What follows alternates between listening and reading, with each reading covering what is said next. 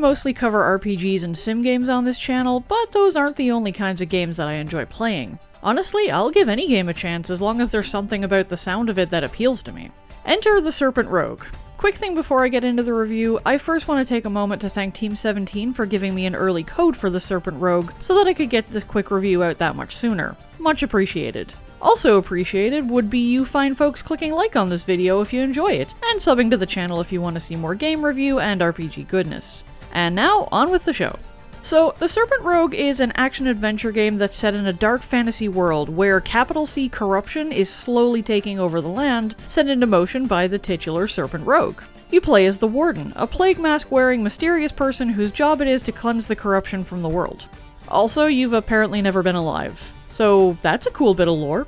The atmosphere for the Serpent Rogue is delightfully dark, and the more stylized graphics definitely suit the experience better than, say, photorealistic graphics might. I love me some dark fantasy, so it's not at all surprising that the setting appealed to me right from the get-go. The chance to explore the decaying corners of a creepy fantasy environment? Yes, please.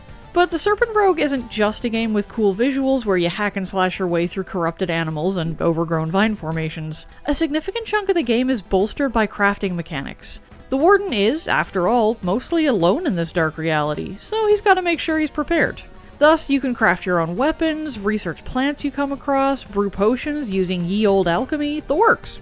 And like any game with crafting and trying to figure out what tasty plants you can shove into your mouth without croaking, there's always the chance to fail in your experiments. And with resources being limited, you've got to be careful about those things. But limited resources just gives players a reason to explore every inch of the map to make sure they found all the resources they need. The Serpent Rogue is definitely a game that encourages exploration, and I like that. When I play an action-adventure game, I definitely like a solid questline, but I also love the chance to explore all the little branching paths and hidden nooks and crannies.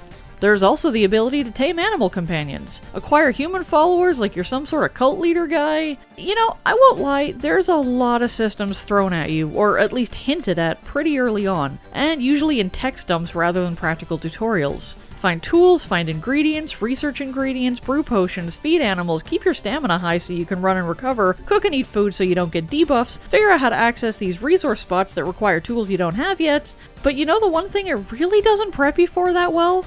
Battle. You have to fight in this game, understandably, because corrupted things aren't happy that you're trying to uncorrupt them and undo the evil work of the Serpent Rogue. Fine, makes sense and all. But you get all the tutorials for the other stuff first, with no combat tutorial beyond go hit the straw dummy a few times. And with a corruption enemy right next to the dummy, you think that maybe it'll be an easy first fight. But no, that thing just kept attacking me and I couldn't attack it back, or at least not noticeably. The game told me to block incoming attacks, which I did, and it didn't seem to make any difference. I don't know. Because I followed where it seemed like the game wanted me to go story-wise, the first time I encountered something I could hit, it was essentially a mini-boss. Like, that is not a good way to figure out combat. Yes, I could have taken my time and explored around a lot more. But when the game's like, go to this thing, you'd think it's leading you down the path of logical progression to skills and events. You don't think that the better idea would be to go literally anywhere else to fight smaller enemies that are easier to beat. Especially because sometimes you can't even see them right then. You think, I see the big enemy over there, the game will probably give me a decent tutorial on fighting now. Death does have a slight penalty, but it's very slight. You lose all your items, but you can just run back to the spot where you died and pick them up again. But if you die before reaching that spot, your items are gone for good. Soulsborne players will probably find this mechanic familiar. So, as much as it sucks to die to something, so long as you're quick and tricky, you can get your stuff back and just figure out a different way to solve your problems. Frustrating, but fairly manageable. Assuming you can recover your items and don't essentially lose everything, that is. That part, yeah, it will probably happen to you while you play. The Serpent Rogue can be a bit of a challenge at times, I won't lie, but that also makes it pretty satisfying to overcome the stuff that was holding you back. Assuming you planned your resource gathering and crafted your potions properly anyway. Speaking of potions, there's literally one that allows the Warden to turn into a chicken. Have to say, I did not expect that. I didn't play too much of the Serpent Rogue. Time constraints kinda made that rough for me, and this game is definitely one that's best played slowly, making sure you're familiar with each new mechanic before pressing onward. But I did play enough to know that I want to play more in the future, especially now that I finished this initial quick review. I like games with crafting mechanics, I like the atmosphere, the soundtrack is absolutely fantastic and I'll probably listen to it while working on other things, and even the frustrating elements are, as I said, manageable. It's the sort of game I tend to give a test run, so to speak. I start a new game, I play for a while, I make a crap ton of mistakes while I learn, and then I start a fresh game so I can play without screwing things up again. The Serpent Rogue keeps track of the number of times you die, and I hate seeing that number go up, so yeah, fresh start, play it right next time.